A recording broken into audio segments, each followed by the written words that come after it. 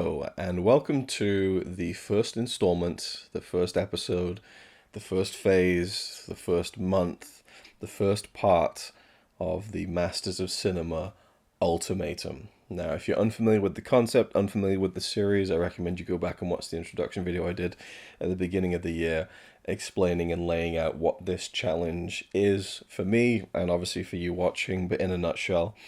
I have challenged myself for 2024 to watch all of the films in the Eureka Masters of Cinema collection that I've not seen before, given the fact I have a complete collection, which is 184 films. And if I don't finish that challenge by the end of the year, I will sell my collection. And I'm serious about that, by the way. Dead fucking serious. And that kind of gives me a bit of a kick up the arse, and so far it's worked, and I'm so excited to sit down, turn the camera on, get the microphone switched on, and to talk about these films that I've watched in January. First and foremost, what I've done is I've kind of looked at how many films I have, looked at the time that I have, and to kind of make it easier for myself, I have a weekly quota to fill. So the way I looked at it, because I was thinking to myself, well, if I look at films per week, what if I just did 3 films per week? Not enough. And I just thought, well, really? Because my normal viewing habits kind of fall under 1 or 2 films a week, and that's just because of, the way that adult life creeps in and kicks your ass. I certainly can't watch as many films as I used to in my 20s, but I was kind of surprised that 3 a week wouldn't be enough. And so I thought, well, 5 a week. And then that would have been maybe pushing it, I think. And I would have completed the challenge way before the end of the year. So 4 per week became the kind of golden number, 16 a month. So if I can hit 4 films every week, then I'm good for December. And I'll finish the thing with a little bit of time left to spare. There will be new MOC titles being released throughout this year, which are also going to be included. So it's going to be more than 184, but I'm sure it's not going to be that many given the kind of back burner treatment the MOC label and line has been given from Eureka in recent memory, which is fine in some respects, but I know where my real passion lies, and if anything, this month, this first step in the challenge, the first step of 12, has just shown me how deep my love for this stuff lies. Almost to the point where I could end this whole thing here now and be satisfied, because the journey I've gone on with these 16 films has just been incredible, and I've just had the absolute best time. And actually, to be honest with you, I dealt with for about a week a little bit of a come down, a little bit of a kind of bittersweet, it's over kind of thing, because there's one set that I went through, 6 movies, and by the end of it, I just felt really gutted that there wasn't more from that director. So that's again, it's that kind of bittersweet feeling where it was just like, it was a shame, but it's great that I experienced that. Now, there's no way this video is going to be short. It's unavoidable. I got 16 films to talk about, and I did kind of eke ahead a little bit. One week I did 6 films, I think, and I contemplated just keep that momentum going, just break past 16 films, and then I'm ahead of the game, right? But then I decided I had 5 days left of January, and I thought, let's just cool the jets, give myself a bit of a break, get back on top of editing some things. So it was, I got my kind of time in order a little bit, and that felt nice too. I'm filming this on the 1st of February. Will probably take me a while to edit this, and so I'm keen to get back on it now. So that's worked out really well so far in terms of the timing, the amount of films per week. It's been really good, and I've been able to watch other things as well. So it's so far it's been a huge success. We'll see how this is how it goes for me though. I get really into something and I'm kind of really jazzed up at the beginning, but we'll see how excited I am in December of this year. I feel like there was something else I wanted to mention as well in terms of hitting the weekly thing, watching the movies. It's going well, and I didn't want to that's another thing. The running times has been an issue, because I've been kind of going for the shorter movies, like the 80-minute, 90-minute films. And so I said to myself, right, every month I'm going to do one epic. And I didn't quite make it. So there's a lot of films in the collection that are 2.5 hours long, 3 hours long, 4 hours long, 5 hours long. There's a few massive ones. And February, I feel like I have to get one of the big epics out of the way because the running time is going to bite me on the ass if I leave all the long ones till the end. So that's another thing. And then finally, like an idiot, near the end of the month, I decided I wanted to use clips for this video. I want this video to feel special. I want this whole series to feel special. I want it to feel like I put time into it, and then it's something that I can feel even more proud of looking back on it. And for me, including clips of the films I'm talking about is kind of vital to that, because not only will it feel like a better product, a better finished product, video-wise for people to watch, but I'm pretty sure there's no one watching this video who will have seen all 16 of these films because they're so varied in kind of genre, decade, country. If there is, though, I'd love to hear from you. I'd love to hear what you think of all these films. But for anyone who's listening to what I'm talking about and they might think, oh, that sounds kind of interesting, you'll also have a visual kind of idea of what I'm talking about and what the film looks like and what it feels like visually. So the clips are important, but that meant I had to rip 16 Blu-rays, and I still haven't even finished doing that, so it's going to take even more time to edit these things. I really envision just me sat in front of a camera for an hour just talking, throw it up straight away, move on to the next month, but no, it's going to take a little bit longer than that, but hopefully you'll enjoy that and appreciate that. If you don't, I'll still be satisfied with it. Let's get into it. In vague order of when I watched them, because that kind of shows you a little bit of where I was kind of dipping into different things. I feel like people are already bored. Maybe you're not, I don't know. And I'm feeling like, just get to the fucking films already. But I have to say, another thing, my method of picking the films has been very random.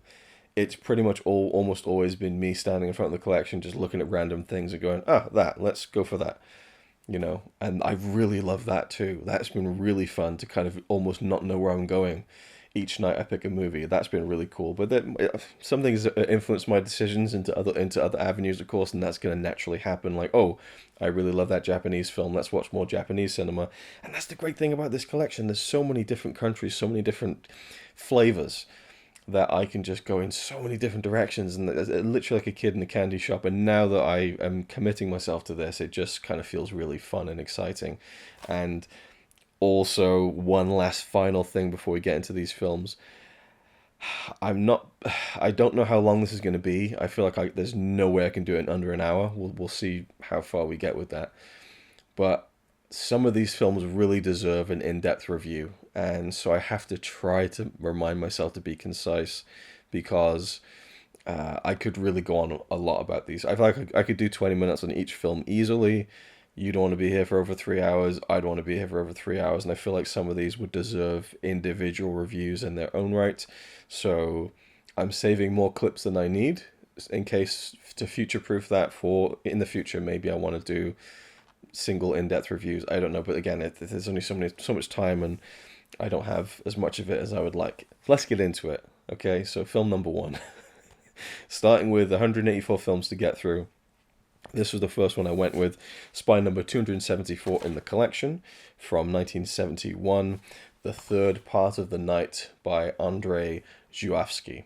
So this is part of the box sets. I think I have the set here, actually, I can show you. It's part of the box set that came out last year, which is entitled, I think, is it just called, I'm not sure if it has a specific, I thought it was just 3 films by Andrzej Żuławski, but it's, I don't know. Either way, it's the nice box set that came out last summer.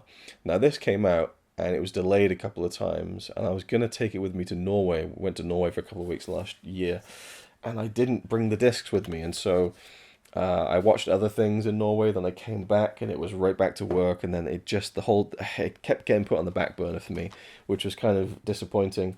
And then also, I knew that these films were going to be challenging in a number of ways, so I just kept putting it off, and I did kind of a nice video highlighting the whole set and stuff, so I felt like I'd sufficiently promoted it, but I hadn't, dove into them as of yet. So I watched the first one, The Third Part of the Night, which is 1971, as I said, Polish film, about this man whose family gets killed by Nazis in the beginning, in this very horrific opening sequence. And then he spends the rest of his time trying to move past that tragedy and to join the resistance in the fight, World War II. and it's, as far as I'm aware, an unspecified Polish city that he's living in, and it just feels like it feels so authentic and raw and grimy and dirty and uncomfortable, and there's a very and it gets under your skin, and you know, quite literally, there is a subplot where this main character, Michael, I think his name was, does it say on the back of the Blu-ray? I'm gonna forget these things. Michael, Mikhail, he becomes a lice feeder.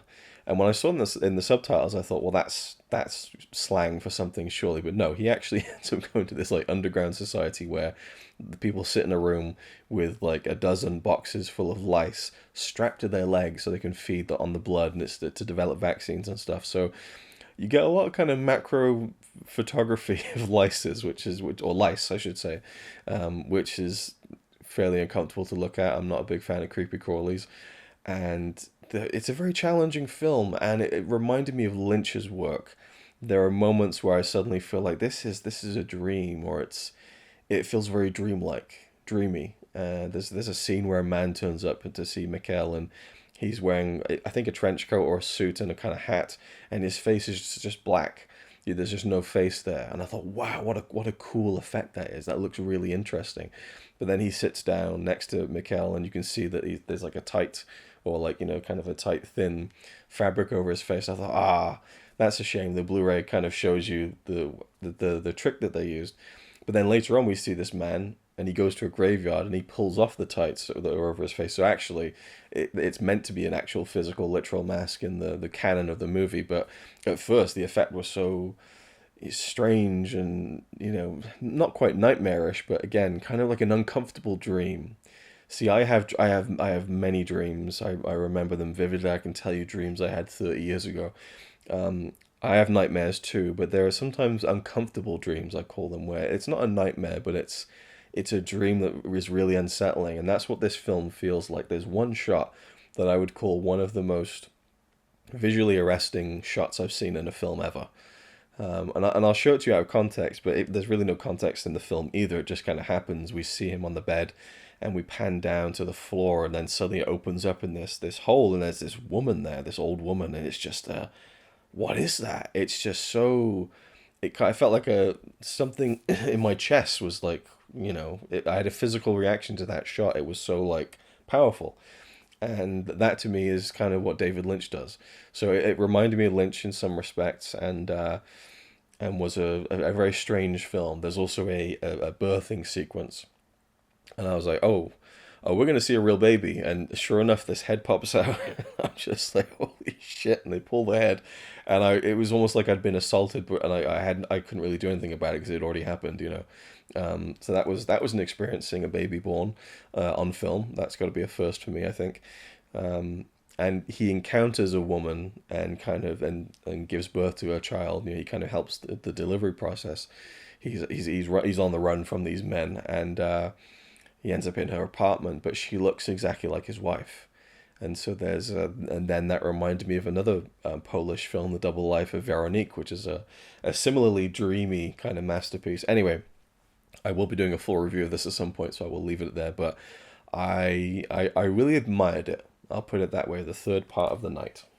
Going in an entirely different direction, Spine number 35, we have a movie from 1935 directed by Leo McCarey, The Ruggles of Red Gap. I should give you a close-up on the cover, actually.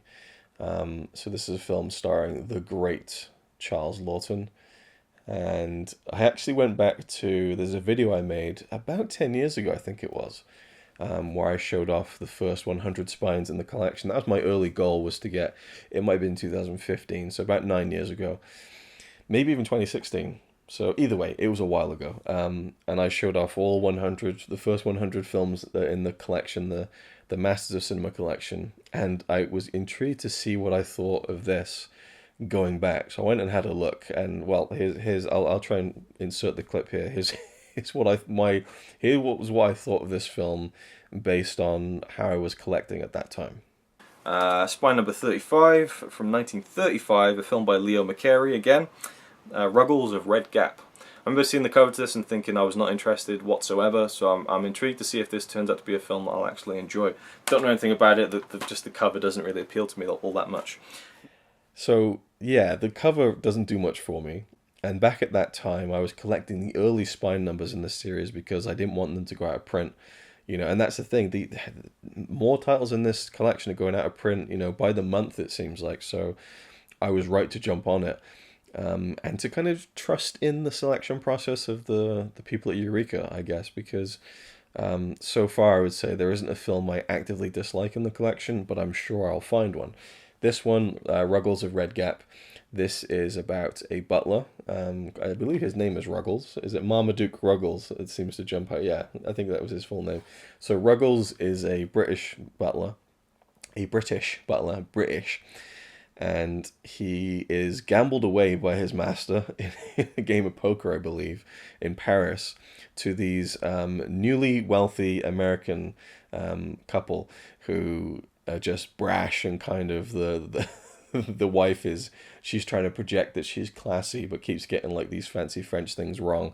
And the husband is kind of just going along with it. He's like, yeah, whatever. He's got money, but he's not fussed about keeping up appearances and stuff. And so he's kind of just rolling with the punches, as they say. And I loved his character, the husband character.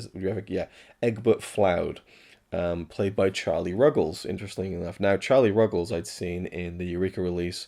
What was the name? Creeping Horror, I think it was, yeah. And that was the name of the set, which included the film Murders in the Zoo. And Charlie Ruggles was really entertaining in that, so I was intrigued to see more of him. And he's completely different in this film. He's got a big mustache, and he's got that kind of old-timey American accent. I can't really... It's like the Old West. I can't do it. I'm not really good at accents, but I don't know. It's just this kind of rich, kind of old-timey American accent I really loved. And so he seemed almost unrecognizable to me in this film, but he was really funny. Charles Lawton, very committed performance. I don't think I've seen him give the same performance twice. Like, he's always so different in look, in feel, the way he holds himself, the way he delivers his dialogue. I'm sure the more I see him, I'll recognize similar character traits and stuff, but I think I've seen him in like films like Mutiny on the Bounty, where he plays Captain Bligh, great performance. Island of Lost Souls, which has been a very long time since I've seen it actually. The Strange Door, which is a great 50s horror film. I thought he was wonderful in that. Anyway, but he really seems to be, for me, living up to the hype of his huge reputation as being one of the perhaps all-time great actors. And his character of Ruggles is basically just being passed around like an object. And the subtleties of his performance, because he's such a committed butler, that he of course will go along with these Americans and move to the US because that's the way that he must serve, and so the whole story is about him getting to America and the culture shock and fish out of water and everything, and contrasted between the wife who wants him to be the kind of the British butler and serve as he's supposed to, and then the husband who's more like, nah, come on, get stuck in with the guys, this is America. And he eventually starts finding his own independence, and he starts finding that he likes the idea of his own independence and having his own life and is telling his own story.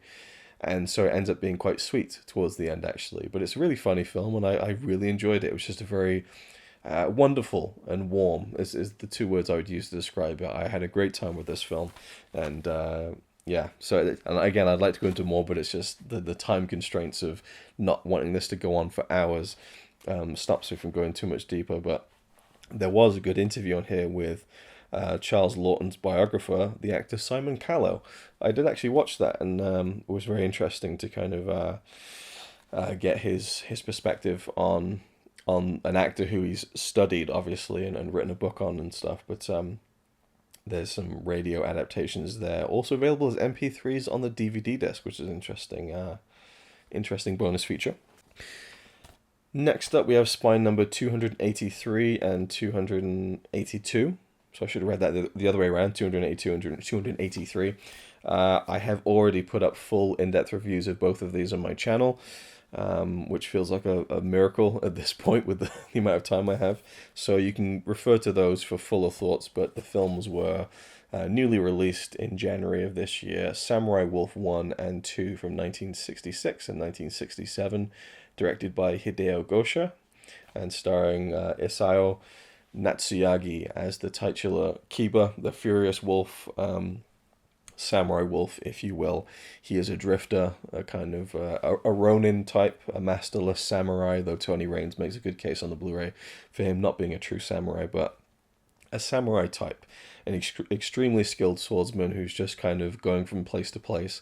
In the first film, he comes across a relay town that's run by a blind woman called Chise, and there's trouble there. There's gold and people after this, people after that, and a few adversaries for Kiba to face off against. There's a mute character with a monkey on his shoulder who's a skilled swordsman too, and then a real badass, competitor for Kiba to go up against at the end of the film and in the middle as well. So there's some good kind of swordplay action. I loved Gosha's style, the way he used sound and would drop the sound out during some of the fight sequences, and you just hear like the ruffling of clothes or the clang of the steel against flesh or just a scream to punctuate the silence. Really, really effective stuff. Some of the camera work is really interesting and incredible, and just some really interesting visual ideas. And they're both like 70 odd minutes, so they just flew by. Great pulpy films. The second one is focuses more on Kiba, revealing more of his backstory, which I enjoyed hearing about his childhood, how he kind of became the way he was. And he meets a man, a prisoner, a samurai who reminds him of his father, and so he gravitates towards this man for some strange reason, just because he feels like he knows him. And there's a whole big plot with a gold mine and I guess what you call him, like I don't know, because it's interesting when it's in a period film when you can't think of the modern analog for whatever this character might be. He's not a show. Is he a daimyo? I don't know. He's a man with a bit of power, and he's digging a mine for the shogun to kind of retrieve gold, but he's found a different section of the mountain that has more gold, and so he's hiding this from the shogun and kind of building up his own power to become his own lord, kind of behind the scenes and under the surface. And so there's a whole plot with this secret gold mine. Kiba gets kind of captured and actually gets put through the ringer. So I liked how in the first film Kiba is pretty much untouchable.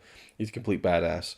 But in the sequel, he gets put through a lot more physically. He's captured, he's beaten up, and has to fight with one arm towards the end of the film. So I really enjoyed how the two films felt different in that sense, even though because they were actually shot back to back, it does feel like one continuous, almost 2 hour, 20-minute film, but with two distinct stories. So kind of an episodic feeling, much in the same vein as like the Zatoichi films or Lone Wolf and Cub.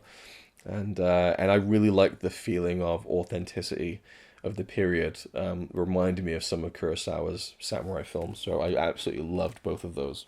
And actually, this isn't too much of a leap from film to film. This is Spine number 124 from 1959, directed by Andre de Toth. This is Day of the Outlaw.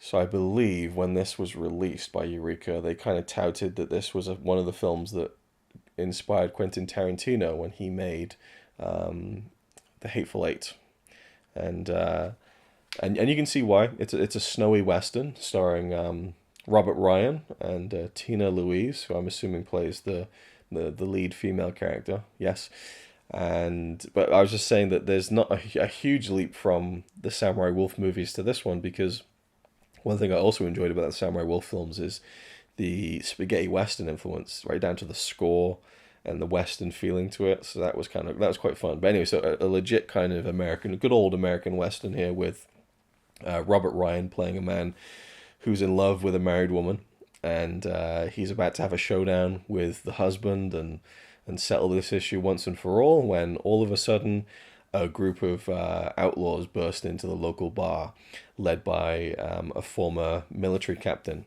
who's a great character because he's the leader of these absolutely reprehensible outlaws.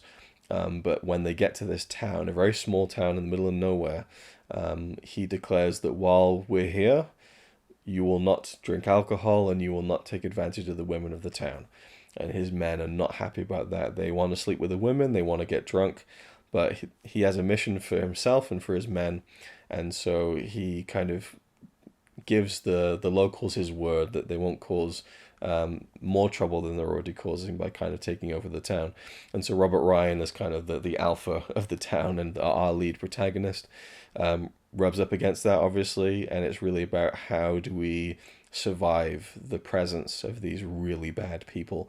Some great location photography, this snowy, like, landscapes and stuff. A lot of the film is shot on sets, in terms of the interiors and everything, but the third act really opens up when Robert Ryan's character, which is, does it say on the back here? Because I've completely forgotten. Blaze Starrett.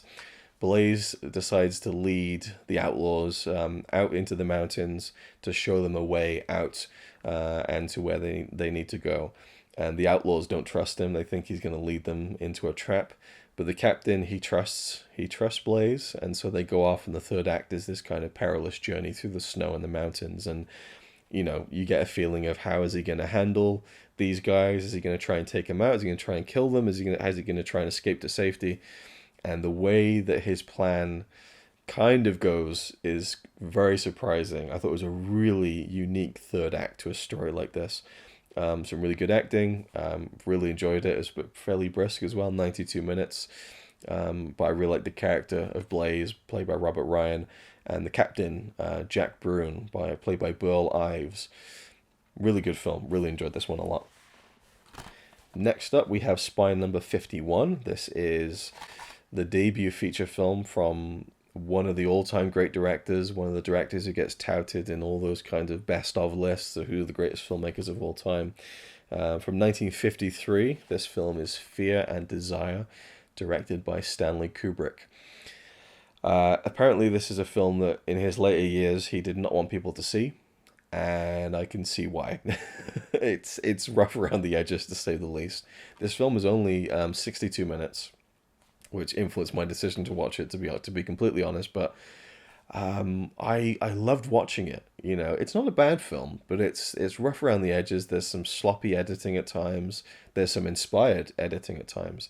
There's flashes of brilliance in it, and it's so fascinating to see the beginning steps of a filmmaker who became so assured and so incredible, really. I mean, you look at Kubrick's filmography and these vastly different films, from Doctor Strangelove to Lolita, and 2001, Clockwork Orange, Full Metal Jacket, The Shining, etc. It is one of the great filmographies, I think, and to see its beginnings here with this first feature film that he made is really interesting, and I think historically significant. So even though he didn't want people to see it, and I can kind of understand that, my perspective is always it's interesting to look back.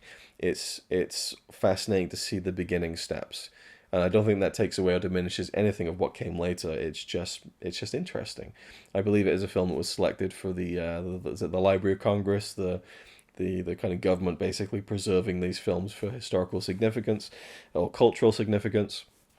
And so there's a really nice transfer on this. It's really, really, really nicely. It even says here that it is a new HD restoration of the film by the Library of Congress.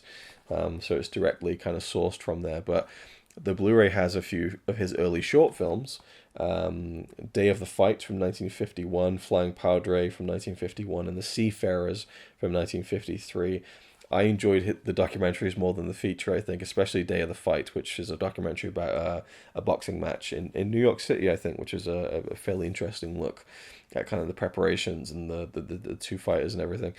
But Fear and Desire is about a group of soldiers, 4 men, I believe, who are in enemy lines in the woods somewhere. And actually says in the opening narration, this is an unspecified war at an unspecified time and place.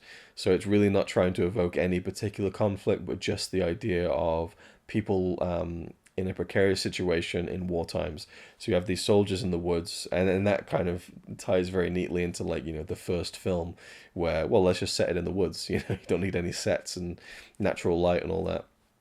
Not great acting by everyone.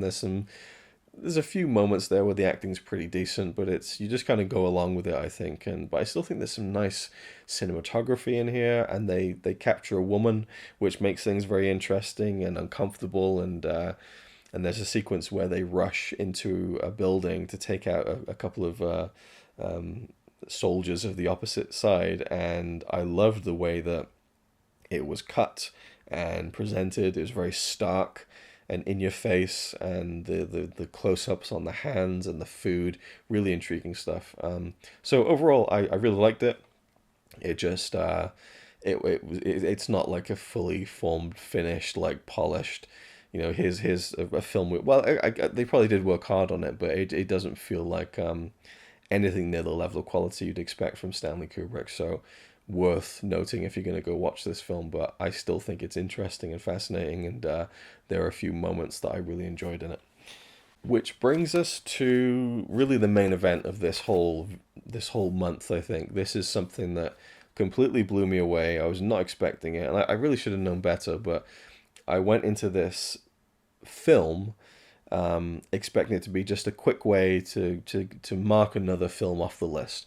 So I didn't have much time one evening, and I have a list on Letterboxd of all the films in the MOC collection, and I went down to the shortest one, the shortest feature film possible, right?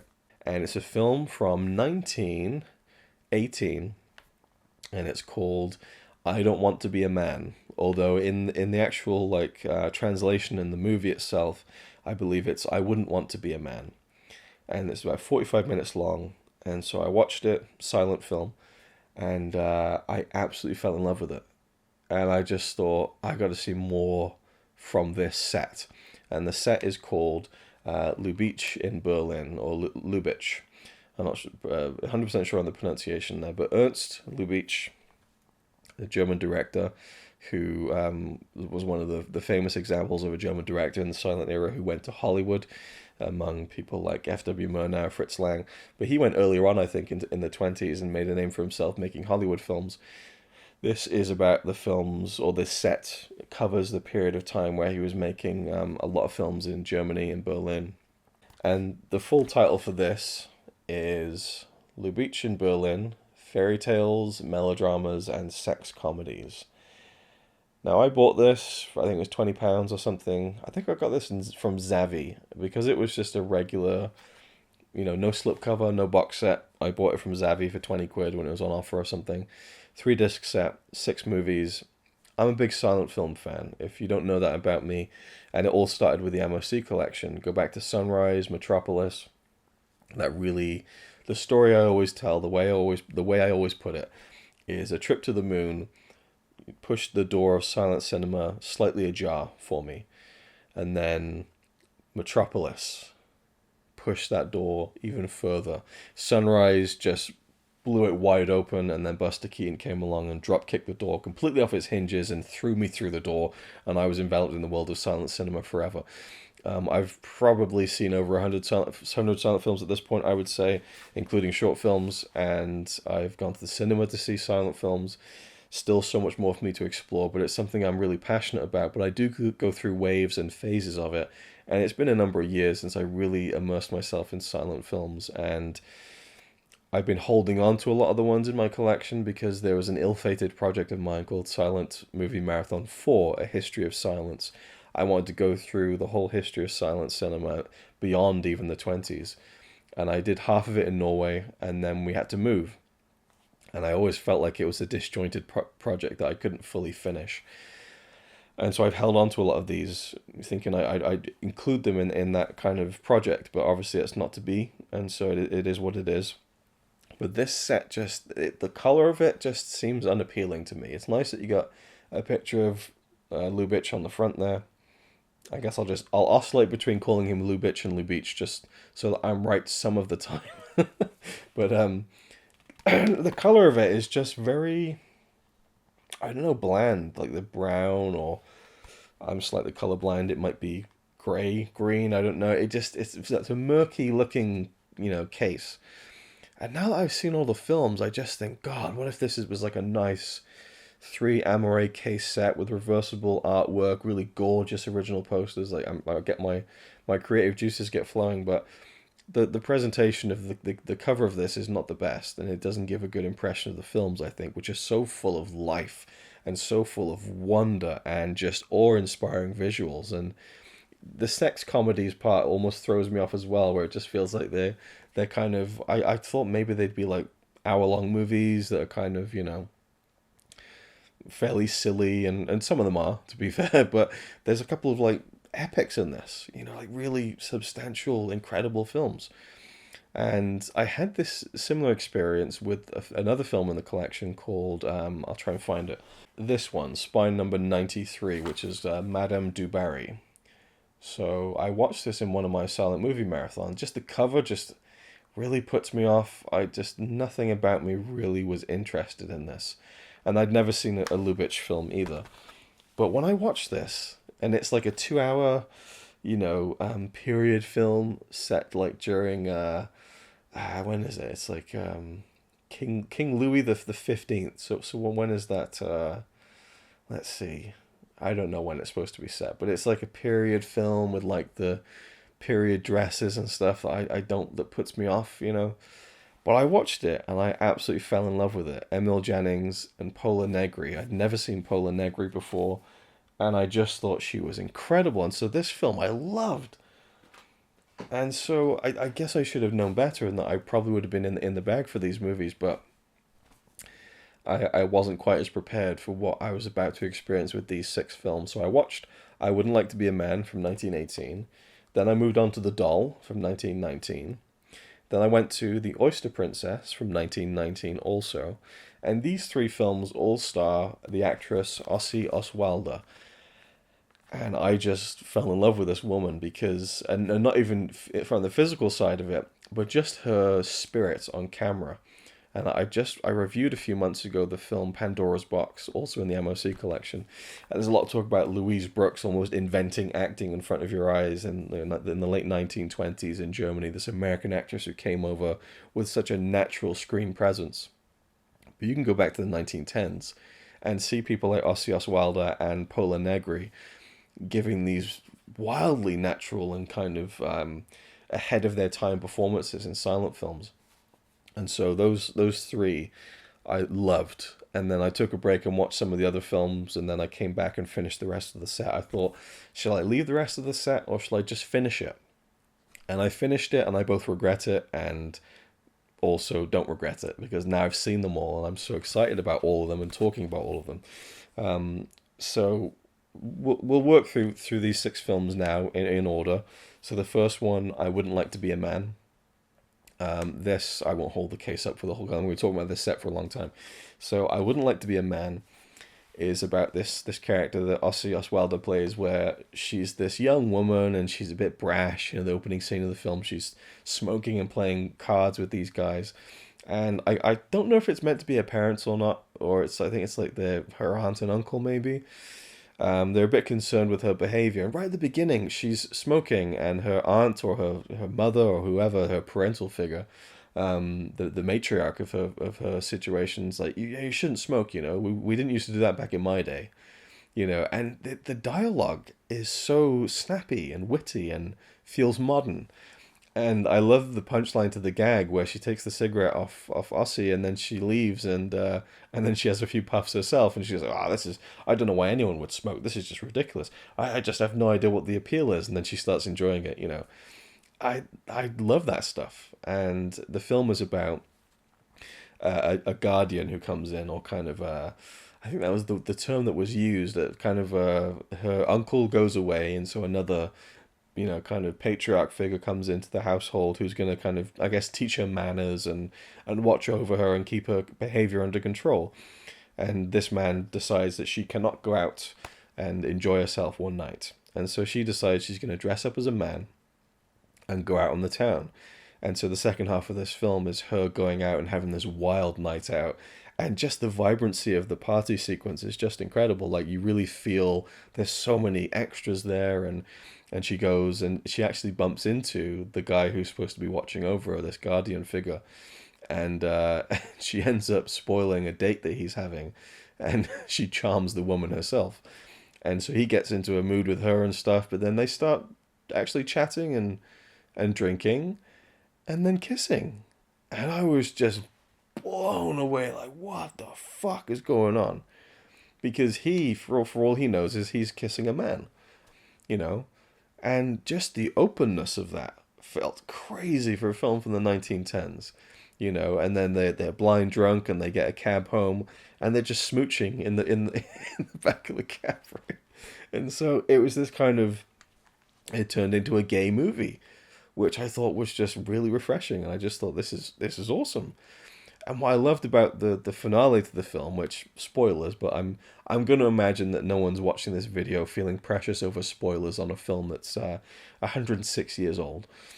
But he finds out that she's the girl that he's supposed to be watching over, and I did look up the ages of the two actors because it felt a bit weird once she revealed that she was a woman, and it almost felt like a father and a daughter. And the age difference seems massive when you look at them visually, but I think that she was like 19 and he was 30 or something. Anyway, all that aside, I love how when he realizes that she was a woman, he doesn't go, "Oh yeah, well I would have never kissed a man. I knew that you." No, he just laughs and finds it funny.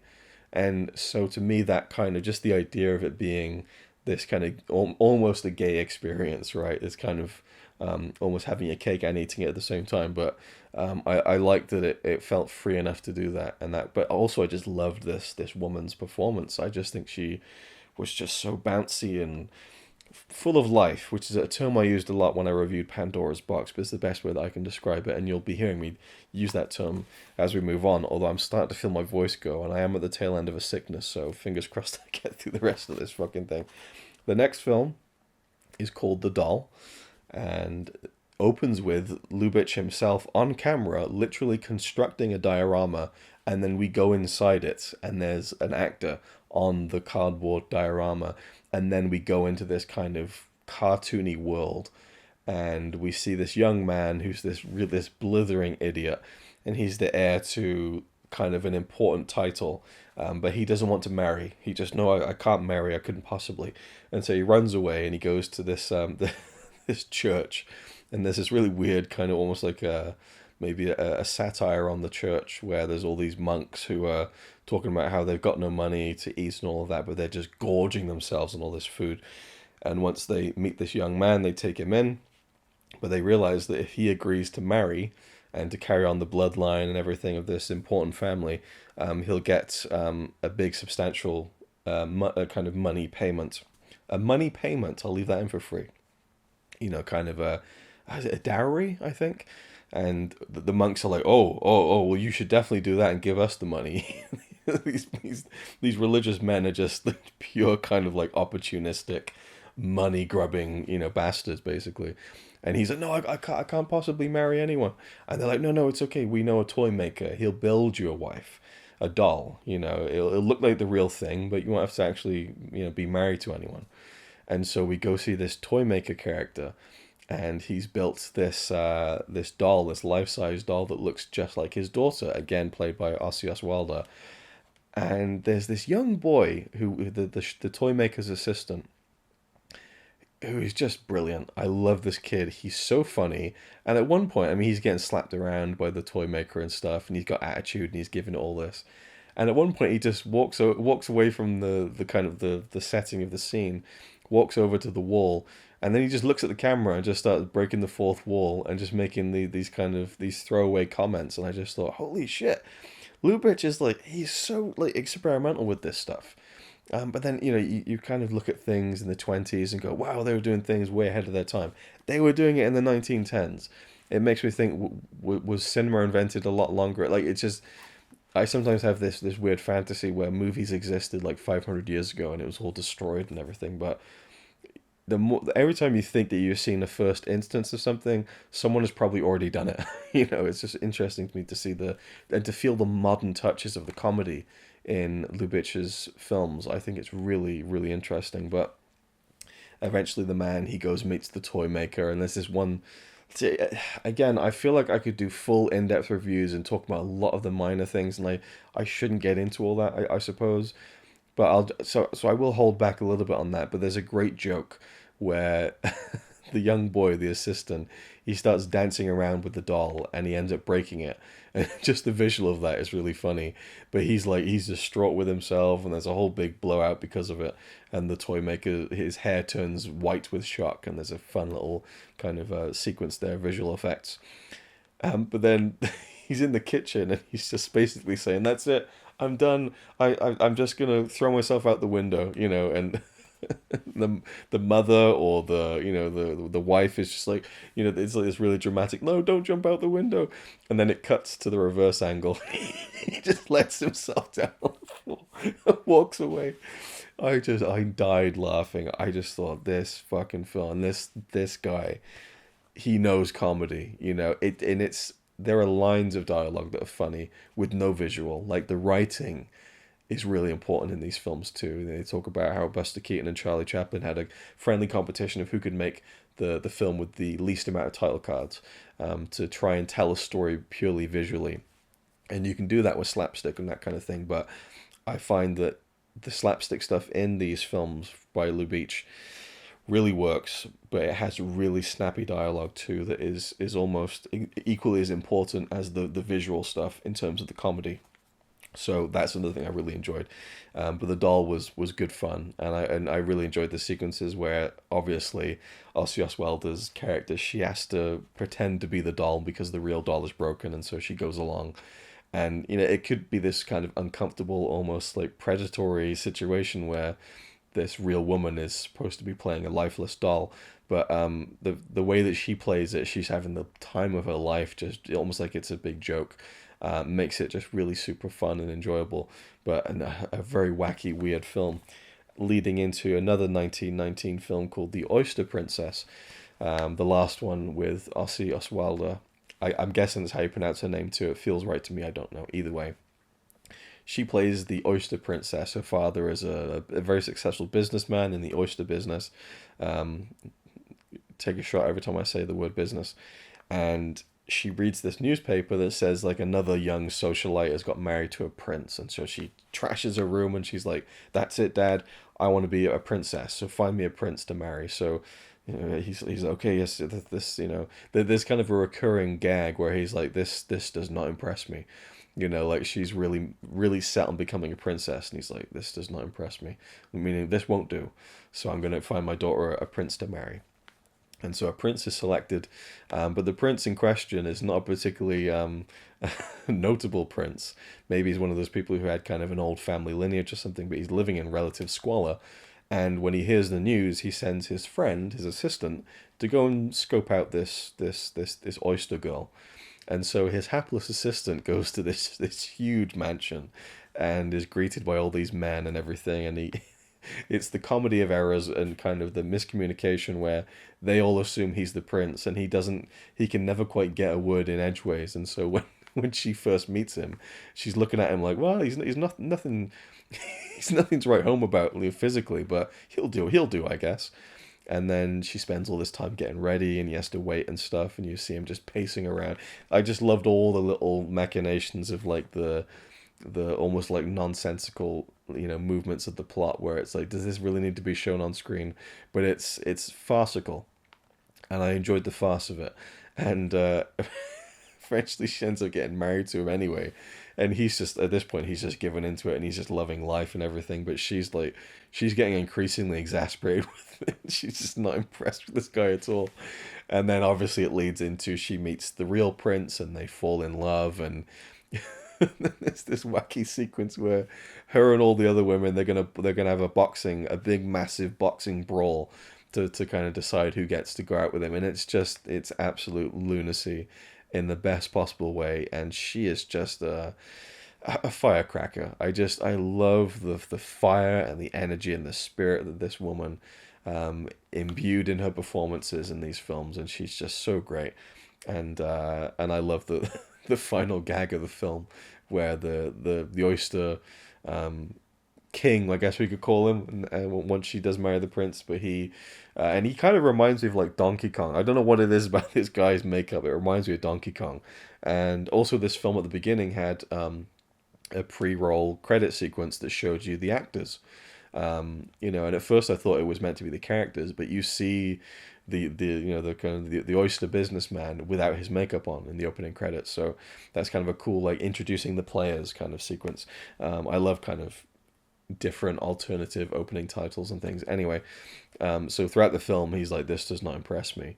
And when the prince's assistant gets married to his daughter, she puts him in a separate room. She doesn't want to sleep in the same room as him.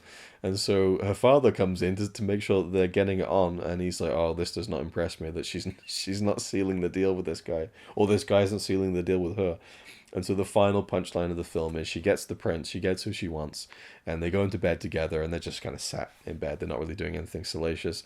And he goes in and he looks through the keyhole, and he's like, "Now that impresses me."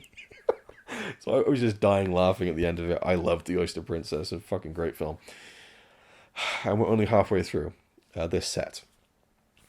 The next one, 1920, Sumarun, or Sumarun, or Sumarun. I have no fucking clue how to pronounce this one. It bothers me because I like to have it in my head as I'm reading like the subtitles and stuff, but I have no idea. Sumarun, Sumarun. It's about a character called Sumarun, and she is this, and it's I think in other titles it's got like One Arabian Night or something like that, and so it's one of these Indian stories that I've seen from other German silent films. Actually, there's the Indian Tomb.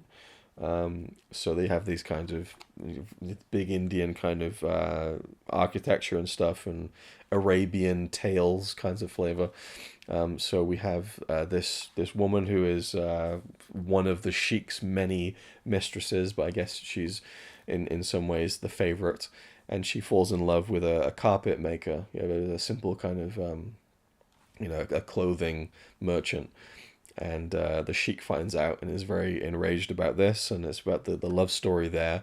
But then the sheik becomes interested in another potential mistress, played by the great Pola Negri, who is a traveling dancer. And a part of the traveling troupe of entertainers is the director himself, Ernst Lubitsch, who plays a humpback musician, entertainer, clown. And Pola Negri plays this kind of exotic dancer. And their relationship is really interesting because he's kind of clearly in love with her, and it makes me wonder if there's an analog there between director and actress, and kind of a muse. And so their scenes together, it felt very much to me, it was in my mind that this was a great actress that the director was working successfully with at the time. They made a number of films together, so that was intriguing from just the behind the scenes aspect, I suppose. There's a young Sheik character. I guess he's the son of the Sheik, but I some of the character details were a little bit murky to me. But apart from that, I love this one. It's a proper epic. It's like a near 2 hour movie, I think, and there's lots of twists and turns. And the Sheik character is played by, I think it's Paul Wegener, who played the Golem in I forget which year it was. There's a couple of versions of the Golem, but the most famous one, I think, where he plays the very striking character on screen. But he plays the Sheik, and he's a very intimidating, powerful presence in the film. And Pola Negri is just like, gosh, she just pops on the screen. There's just something about her that's so different, and she's great. I absolutely love this woman, and it was great to see her in another movie after seeing her in Madame du Barry many years ago. And yeah, so it's really about the Sheik, but it's also about the Sumaran, the mistress, how she falls in love with the carpet maker, and their kind of burgeoning romance, and if they can get away with it, and if only their love can be set free, kind of thing. And then it's about this kind of collision course with destiny that Pola Negri's dancer character has with her arrangement to be the Sheik's new mistress, and how dangerous that is, and how much Lubitsch's character, the humpback, doesn't want her to go away and kind of sell herself to the Sheik character. And actually there's a whole sequence where he's so enraged by the fact that she's gone away to be one of the Sheik's new girls that he tries to kill himself. He isn't successful, but it leads to a quasi Weekend at Bernie's style section of the whole third act of the film, where Lubitsch's body is passed around through many different locations, and like the woman who works with him, another entertainer who is she loves him, she's trying to get his body back, but it keeps getting moved into different trunks and like into the palace. And so you still have the kind of the comedic hijinks that I'm familiar with now with the earlier films, but I love this one, and Pola Negri is a big part of it. Even Lubitsch gives a very broad performance, but I really enjoyed it. And just some of the settings and the tinting and the gorgeous like architecture and the amount of extras.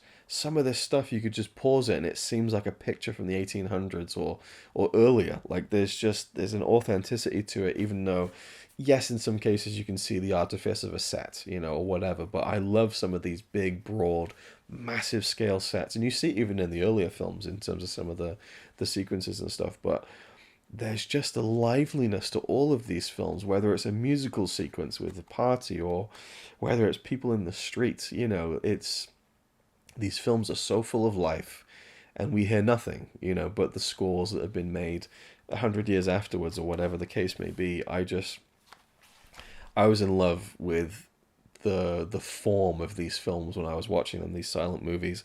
And another thing that I really enjoyed in Madame du Barry was the way that Lubitsch sometimes used a kind of wide frame. He would block off the top and bottom of the screen to give you almost like a fake widescreen effect within the square ratio. And it started really in Cimarron for me watching these films. But he is playing around with so many different frames. Like he was ahead of the curve. He figured out vertical phone filming, 100 years before it even happened, where he'll frame certain shots with the left and right part cut off, and you get a thin strip down the middle, and it felt like a comic book, and it felt like this is a guy who's really, really thinking about how you visually tell a story, really taking advantage of the possibilities of cinema. And it could be an archway framing over the top that matches the set, or it can be, a spotlight, kind of like a little vignette around a character's face, which is a very familiar technique. But the way that he was using very thin frames, or, it was just fascinating to me, absolutely fascinating. So Cimarron, I loved. Next one from 1920 also is Anna Boleyn, which is, of course, about Anne Boleyn and Henry VIII, although in the credits, I believe, in this film, he was credited as Heinrich or Henrik VIII. So this is the story about Anne Boleyn, basically, from start to finish. It's a 2-hour film. And I put it on one night thinking, God, a 2-hour, and from all the fun that I'd had in the previous 4 movies on the set, I thought, God, a 2-hour historical Anne Boleyn, period, Tudor set film was just, wasn't that interested. I thought I'll watch the first 20 minutes or something and go to bed. I was there all night. I couldn't take my eyes away from it because I think the thing was I don't know the full story of Henry VIII, so I didn't know what was coming next. And so I was so zoned into this one. And I've been reading reviews on Letterboxd and what people generally think of these films, and there's not a lot of love for Anna Boleyn, the film. And I can understand that it's a bit dry, perhaps, but I do think the performances are very good.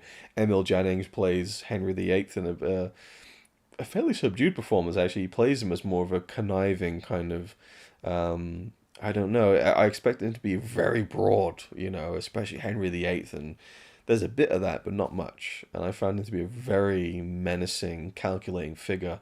And the way that he, was married, he had his wife there, but this young woman comes into his castle to work, and he has his sights set on her quite literally. And yeah, the way that it progressed, and the actress who played Anna Boleyn was really interesting. There was an innocence but a power to her at the same time I found really captivating. So once she gives birth to their child, who was a daughter, not what he wanted a male heir.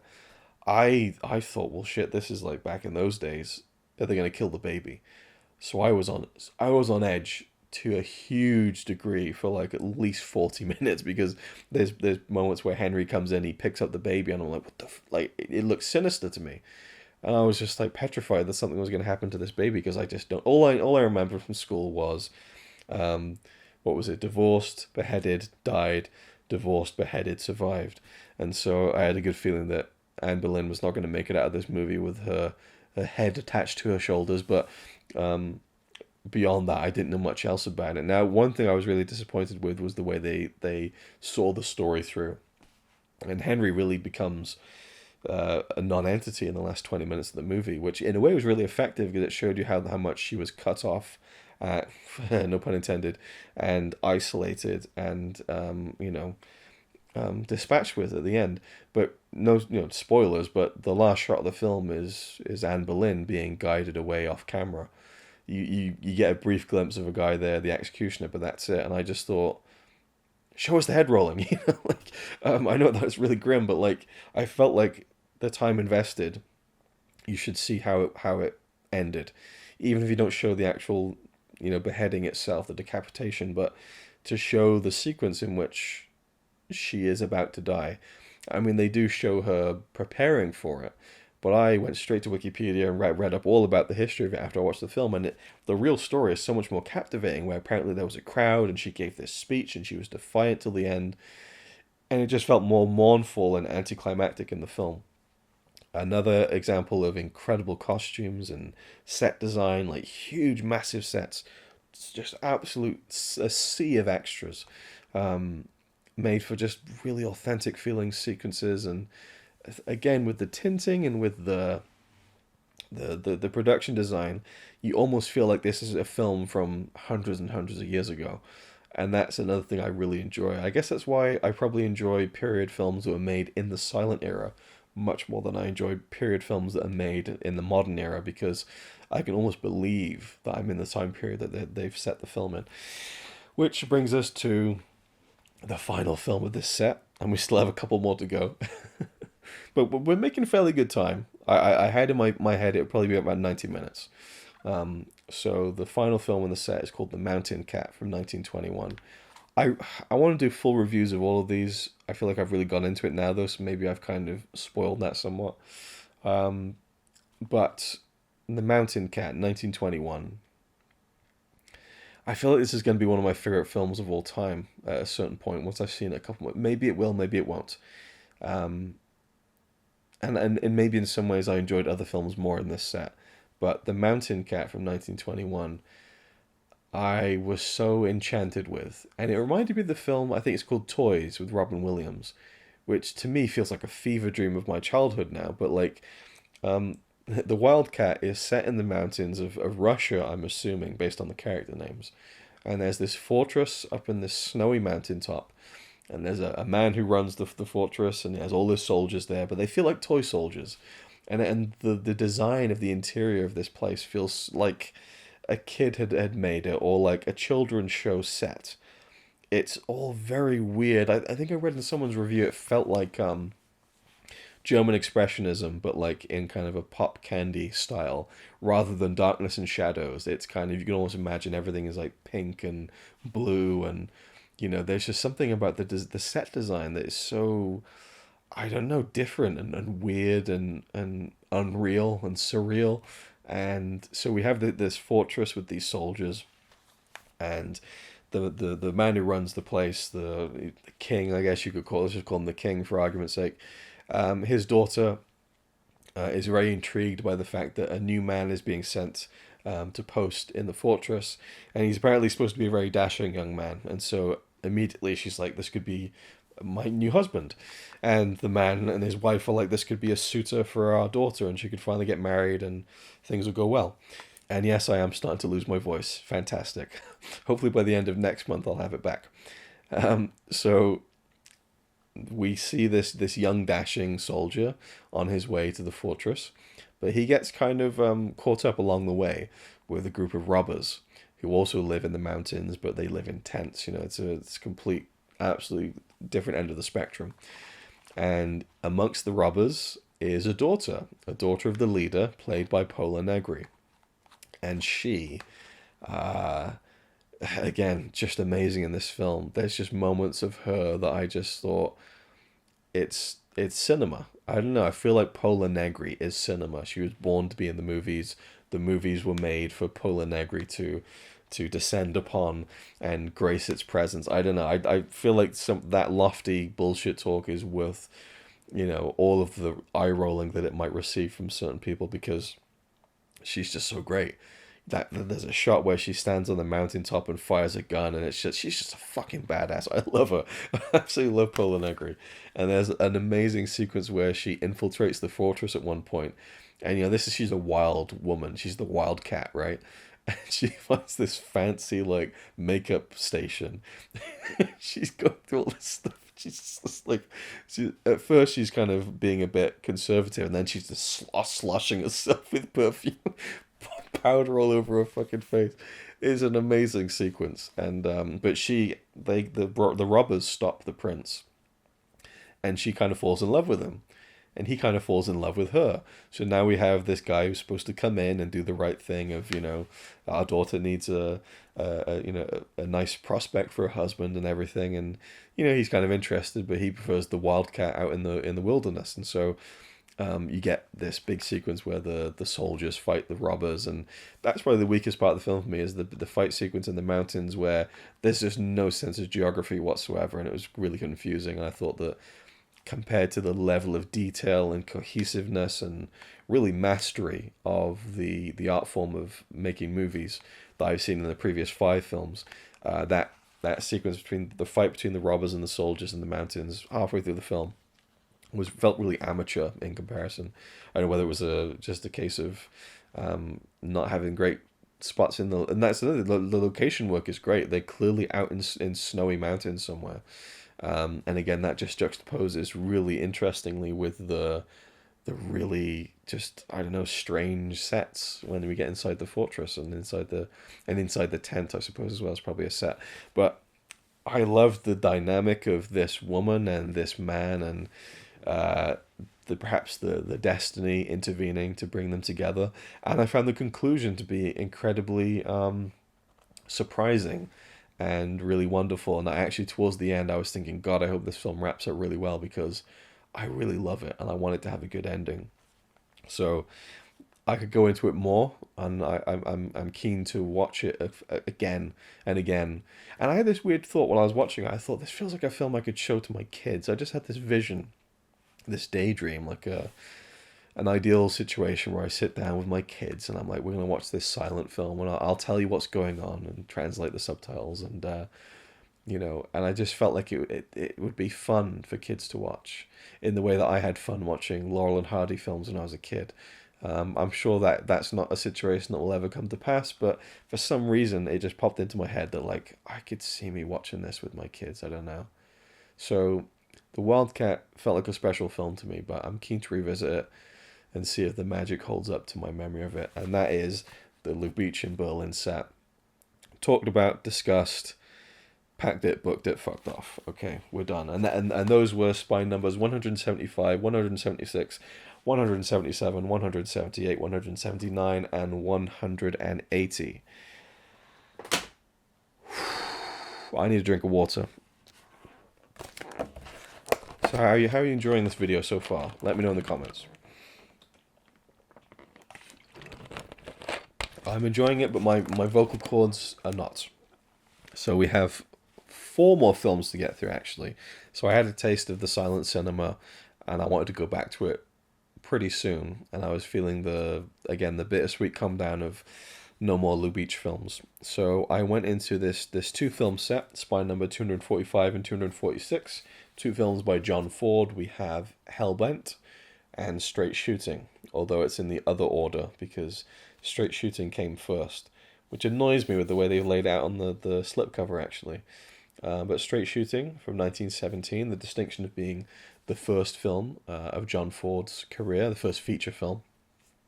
So we have 2 in this first installment of the MOC Ultimatum series. We have 2 films that are the debut features of pretty notable American directors, I would say. John Ford is an absolute titan of American cinema.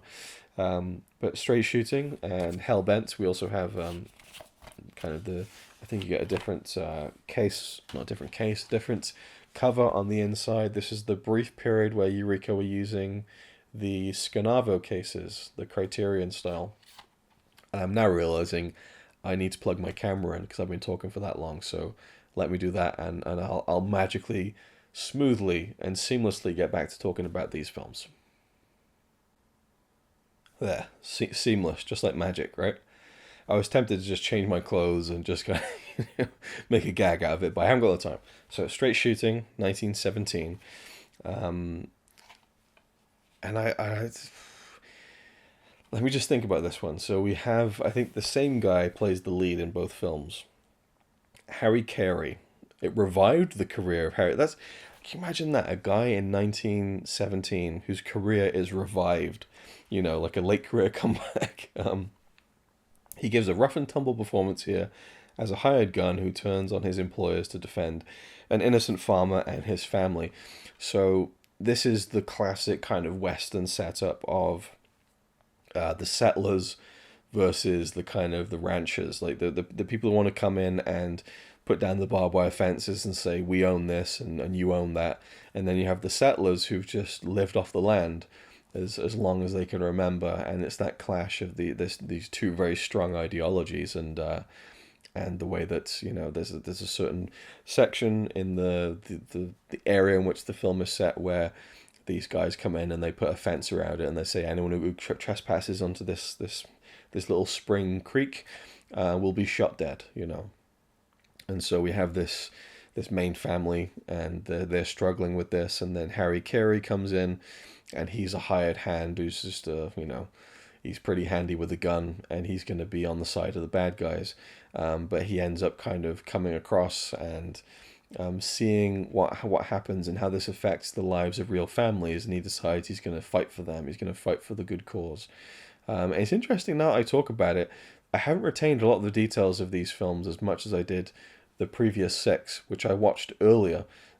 These are more fresh chronologically to me, but they didn't have as much of a hold on me, I guess, and the two of them kind of blend together because I watched them back to back, I suppose. But I really liked Harry Carey. He was kind of a nice, he felt like that kind of rough around the edges, but kind of smooth on the inside, kind of a typical kind of anti-hero, I suppose. But I really liked the film, Straight Shooting. It was a good time. I feel like I need to watch it again or to kind of skim through it. I should have done that before I did this video. But it's not something that by the end of it I was like, wow, and it has a big shootout at the end. And one thing I found really interesting was that we have the set of the house, and out of the front door we see the kind of the trees and everything and the outside. But you could see that like the tablecloth of the kitchen table was blowing in the wind, presumably because it's a one-sided set, and then on the back of it is just the outdoors again, which seemed weird to me because there's also an exterior shot of the full house, which may have been shot somewhere else. I don't know. Maybe there's more to it that I don't know. And that's the kind of thing I think about when I'm watching a film that's almost 100 years old. That's me. Take it or leave it. But I really liked Straight Shooting. It was I feel like there's more I could have gone into, but perhaps at this stage of the video, it's a good thing that I don't have too much to say about it. So that's spine number 245, and then spine 246, Hellbent. So this one is kind of touted on the back as like about a perilous journey through the desert. And that there's a woman who needs to be rescued, and the man has to go through the desert, and he's traveling with a guy he's at odds with and everything. This sounds really cool. That's like the last 10 minutes of the movie, so the rest of it is just like a different kind of setup, and I enjoyed it. It's about this. Harry Carey again is a guy who falls in love with this woman, and she ends up being taken away, and he has to go and rescue her. But there's a lot before that. I like the sequence where he goes to this local dance hall, and a bar and dance hall, and tavern and hotel, whatever you want to call it. And there's a very funny sequence where he wants to get in a room with this guy. Not that he wants to get in a room with the guy, but he wants to take the room from the guy. And they get into this dispute where he pulls a gun on him, so he climbs out the window. And then he just comes right back in and pulls a gun on him, and he climbs out the window. And they end up becoming like the best of friends. There's like a really wholesome friendship that develops from that. But it's about bad guys in the town, and there's a woman whose kind of innocence gets corrupted and stuff, and ultimately she is captured and taken away, and so our hero has to kind of do the right thing, and their romance is a very tumultuous one, and you kind of rooting for them to kind of come together at the end. I really like this one, but the desert stuff took a while to get to. Once it did, I really enjoyed it, but these two feel very of their time, kind of pulpy films. I mean, the Hellbent's from 1918, but one thing I will say about both films is that you see the John Ford touch. But you just think of both the story as told by Steven Spielberg and then as presented in The Fabelmans, "Where's the Horizon?" as David Lynch delivered.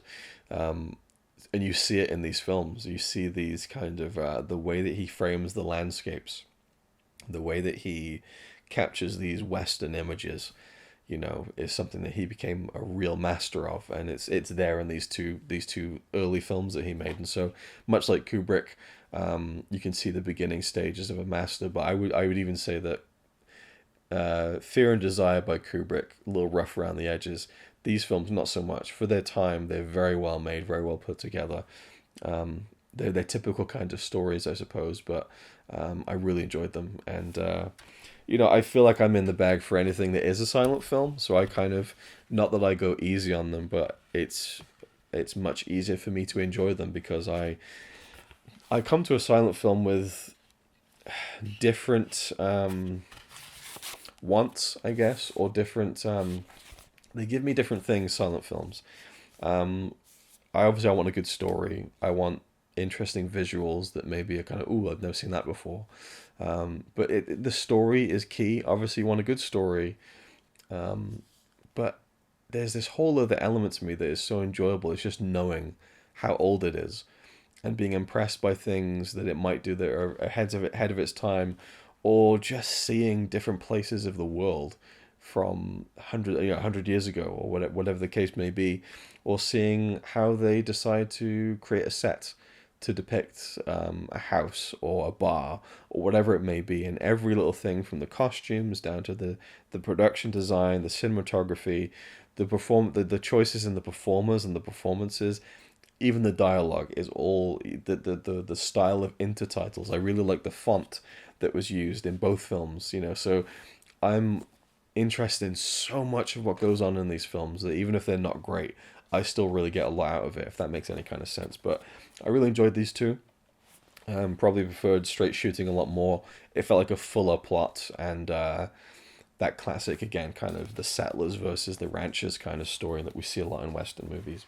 So I actually just wanted to add a few more thoughts about Straight Shooting and Hellbent as I was gathering the clips from the films. I suddenly was like, oh yeah, that, and I kind of, it all came flooding back. But that's kind of the pitfalls of watching 16 films in quick succession. It's going to happen. I'm going to forget things, but I wanted to mention them because I think they're worth mentioning. So in Straight Shooting, the kind of climactic shootout is really exciting. Like, there's some really great kind of action going on there, for 1917 standards, and just some great sweeping shots and things. I've talked about that before, but I just think that the big shootout was really great. But what was interesting to me was that the climax of the film isn't the shootout.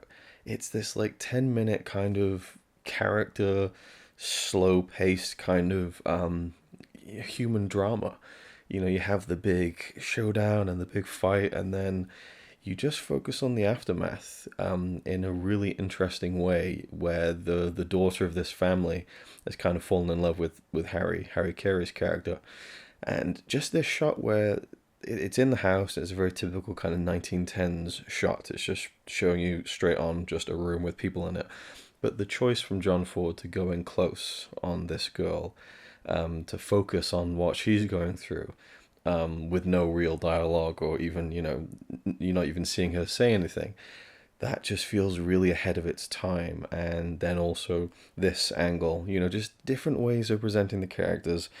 It still feels overall like a 1910s film in terms of the way that it's staged, but there were those little moments where it just feels a little bit more sophisticated, and just it was like about 10 minutes of like just following the aftermath, and I thought it was a really interesting way to end the film. It just felt different and not typical, whereas a lot of these films from the silent era, they'll have the big action showdown at the end, and then you roll right into the credits. It's at the end.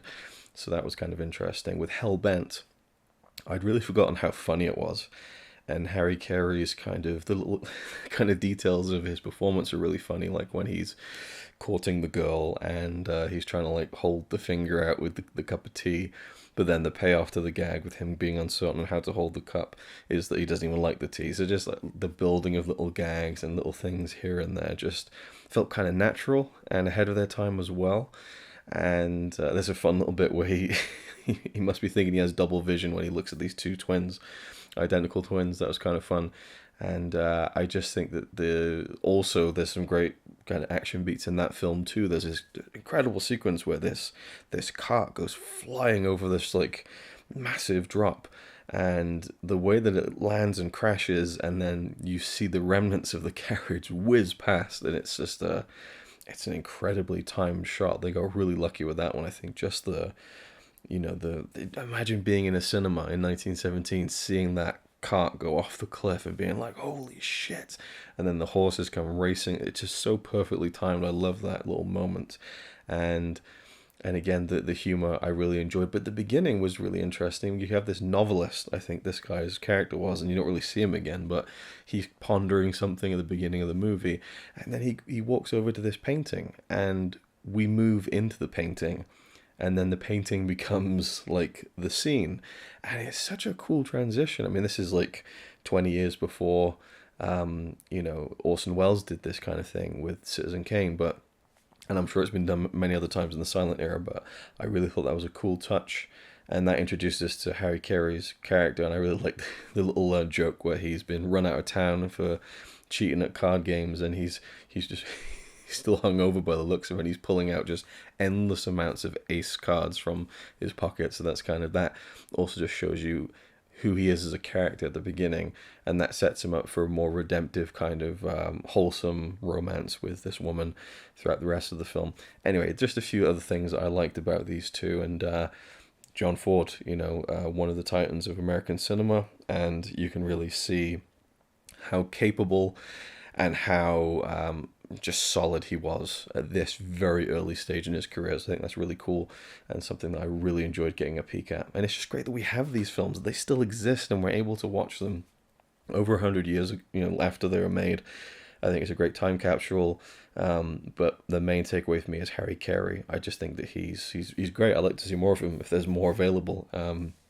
He feels, again, ahead of his time in a way, just a great screen presence. So mercifully, we're down to the last two films. Spy Number 157 from 1975, a film by Walter Hill. We have Hard Times, starring Charles Bronson and James Coburn. So I had a big I got a great kick out of watching this film. I feel like I'm now starting to really, I'm starting to taper off.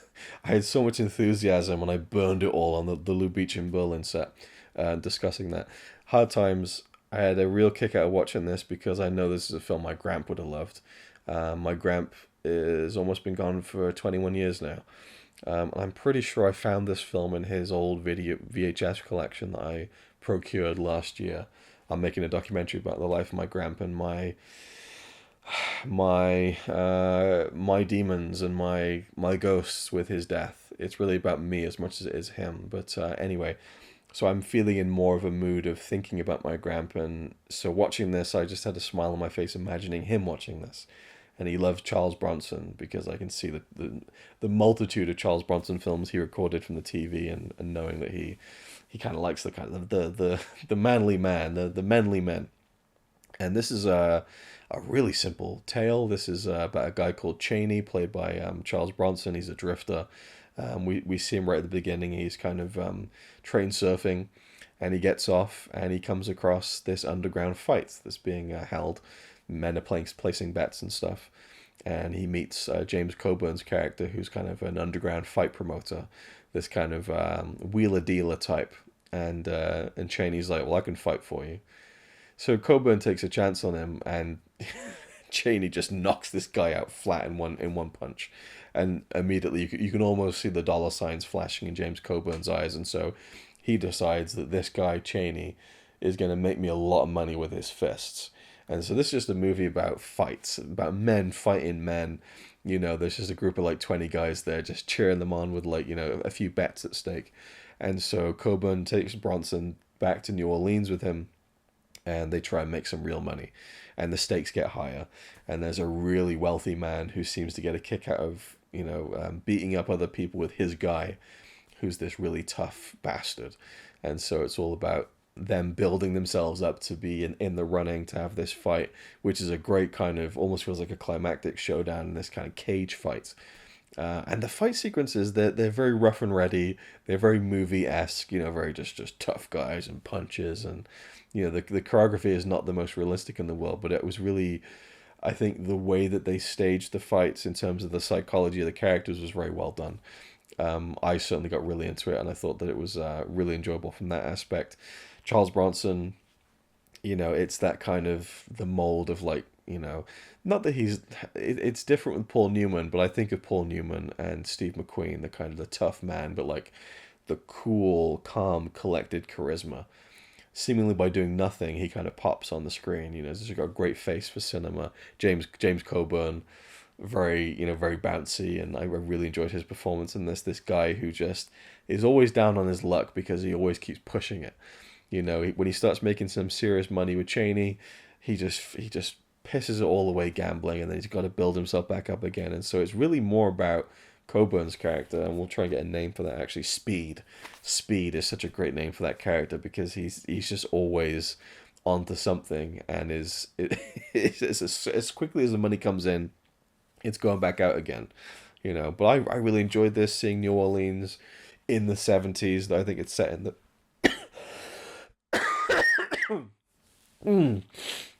I'm losing my voice big time. God. Oh, what a shit show. Right, and I'm really excited about the last one. Anyway, there's not much more to this film. I really enjoyed it, and I love the final fight. It was a real knockdown, drag 'em out brawl, and I like the story of it and Cheney's character. And after a certain point, he gets done with Coburn's shit and stuff, and so Speed has got to try and find another way. And it's about, okay, has this mutually beneficial business relationship created enough of a bond that Cheney is willing to help Speed just out of friendship or doing the right thing? Because Speed gets in a bad place by the end in terms of being in debt and all that kind of stuff. I really enjoyed this. It's not a great film, but it's a fucking good film. Super enjoyable. Just had a blast watching it. Really loved Hard Times.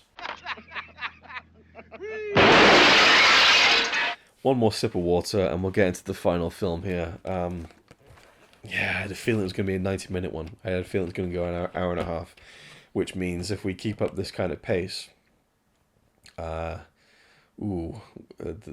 by the end of the year, the whole Masters of Cinema Ultimatum project would be about 18 hours long. Man, okay, that's a lot of editing. Oh man. I feel like I drink this whole bottle of water, but then I need to go to the toilet, and I don't want to do that. I want to finish what I started, the final film, the 16th one. This was grabbed at pure random, and it was another one of the early ones, Spy Number 14. Just grabbed it when I could, when it was cheap. I can tell it's kind of, it's a 50s American film, probably a bit of a comedy.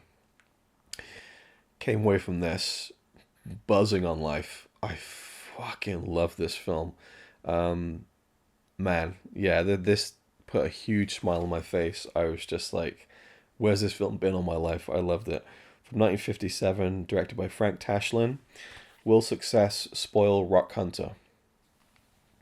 So, this, I would struggle to describe it, but there's a great video interview on here with Joe Dante, who claims that Frank Tashlin's films were a big inspiration to him for things like Gremlins 2 and Matinee Brats, but suddenly it all clicked when he said that Frank Tashlin was a cartoonist and that this is like a cartoon movie.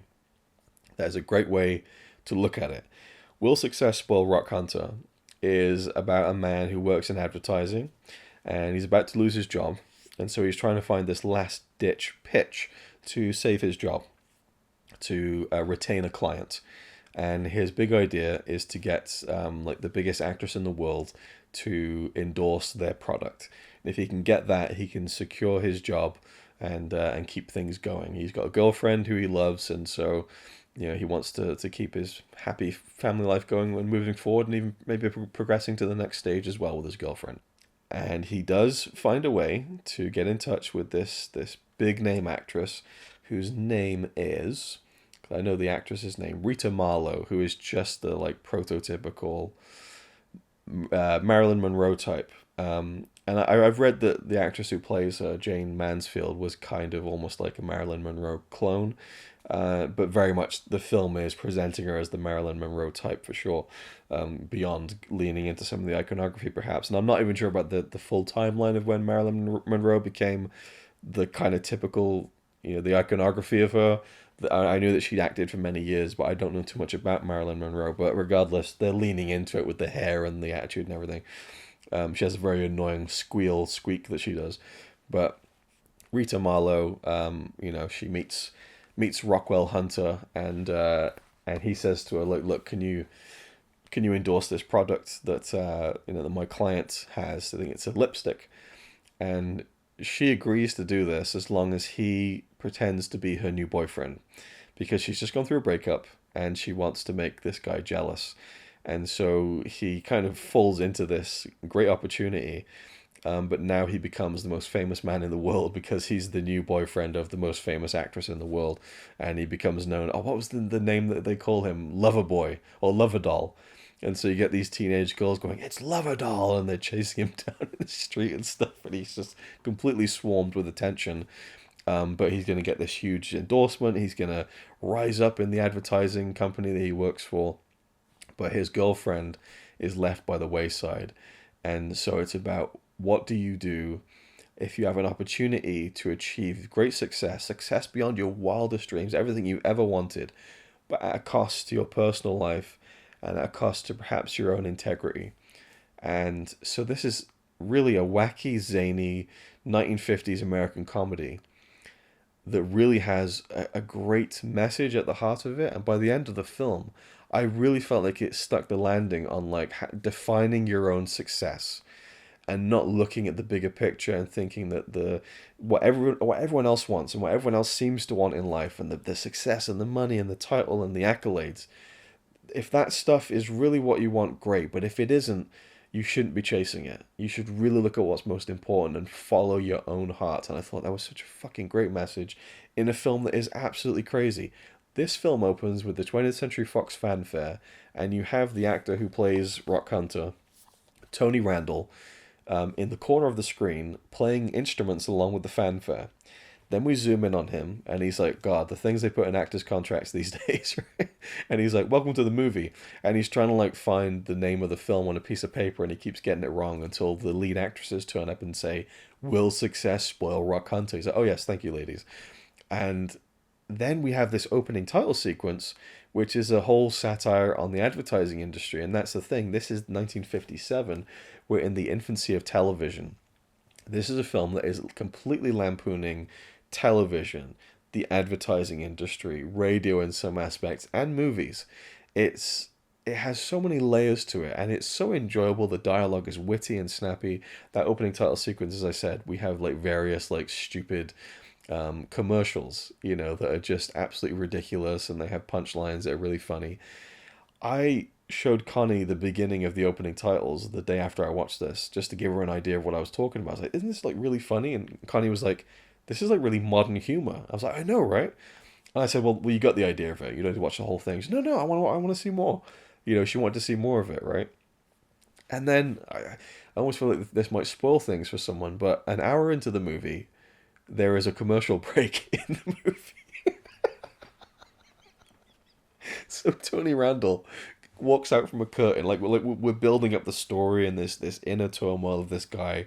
Is he going to do the right thing or the wrong thing, And then suddenly there's just this curtain, and he walks out and he's like, hi, we'd just like to take a break at the moment in respect to all the TV viewing members of the audience. And it's a big piss take on how TV is constantly flooded with commercials and stuff. And then he talks about how great, my huge 21-inch TV screen is, and the ratio goes right down to a fuzzy old TV set, and it just takes the piss out of the TV industry. And then there's a jab at the radio. I mean, it's wild, and it does feel like a cartoon come to life in some respects. It's like this is Who Framed Roger Rabbit, but it has that kind of slightly, arch zaniness to it that almost goes full meta. It doesn't completely, but there's just a few moments that just really, I don't know. I love the film. I loved it without all those touches, but the really clever stuff threw it way over the edge to me. This is a 5-star film for me. I loved everything about it. Had a huge smile on my face the whole time, and was just like, that was great. I loved it. I absolutely loved it. And there's just like lots of little funny bits where I loved Rita Marlowe's what do you call her? Her assistant, played by Joan Blondell. She was great, and I loved she had her own little mini backstory of kind of a sad kind of previous relationship with love. You know, she was unlucky in love earlier on in her life, and and Rita Marlowe says something to the effect of like, "Oh well, you should have told me that you were going through all of this. I mean, I would try and get you a therapist, but all the producers in Hollywood have taken all those." It's a little like jabs at like the movie industry, and because it's like about a movie star, you can kind of get away with that, I suppose. But even beyond that, taking a fucking commercial break in the middle of a movie and the actor coming out and saying, "Oh, we thought we'd do this for the people in the audience who are used to watching TV."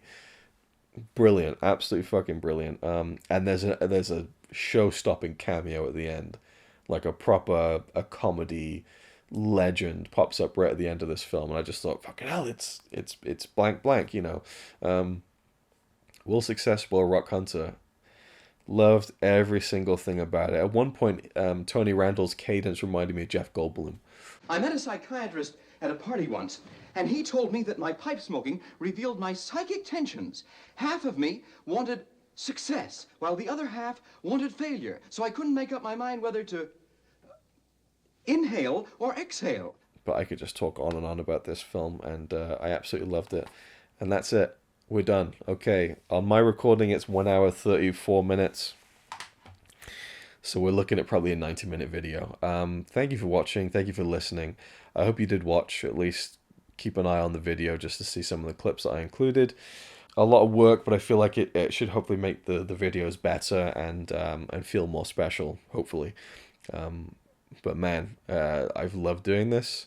This is just the first step of 12, so 11 more cycles of 16 movies to go. I'm going to try and keep it at 16 and not try and overextend myself, but there may be a month where I only get to maybe 5, or who knows what's going to happen, but I will try my very best. If I can just keep to 16, that's what really kept me in good stead during the National Novel Writing Month. I think it's 1,677 words per day will get you to a 50,000 word novel by the end of the calendar month of November.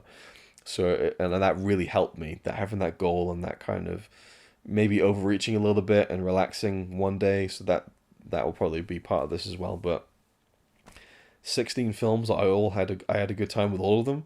I loved some of them. I really liked a lot of them, and some of them just really excited me about just cinema, you know. And this one, I mean, that probably was my favorite of the bunch. I think Will Successful, Rock Hunter. If we're gonna do like what's your favorite of the month, it's probably that. But I would say actually that the Lubitsch in Berlin set as a whole far exceeded anything else as a kind of collective series of films that are obviously not linked with each other, but all coming from this one guy who just, wow, so far ahead of his time. What a master of cinema, really. It fits the bill, Lubitsch, you know, and we're looking at, you know, works of John Ford, Stanley Kubrick, and so on, Leo McCarey, Hideo Gosha, but Ernst Lubitsch, Walter Hill, Lubitsch is just, I really want to see more of his stuff now, and his American stuff, and see if that maintains the same level of, I don't know, just wit, and I don't know, and creating something special. I'm really intrigued. I'm going to leave it there before I just keep waffling on for it forever. Month 1 down, done, dusted, finished, completed. 11 more to go. Where I'm going to go next, I don't know. I haven't even planned anything yet. There's been a few things I thought, oh, I'd like to watch that, but I'll see what happens when I start the next week, and because I think it's now Friday the 2nd of, well, because now I've recorded this over into the early hours of Friday the 2nd of February. I'm probably going to wait till Monday for a clean. I like the Monday to Sunday blocking of it, which will probably change as the year goes on, but I think that the way it works out, it should be all right. I don't need to be telling you these things. I'm getting to way too much of the minutiae. All you need to know is what films I've watched and what I thought of them, right? And if you've watched this far, thank you. I appreciate it. And I think I am going to relaunch my Patreon for the sake of storing videos like this, purely a storage-based venture, to raise a few more pounds for just hard drives and SD cards, so I can keep doing videos that are this long. So check that out, and that's pretty much it. Thanks for watching, and I'll see you in the next one. He says he's really cool, but I think he's a tool. Even though I'm sure he's a quite nice guy, really. He's a quite nice guy, really.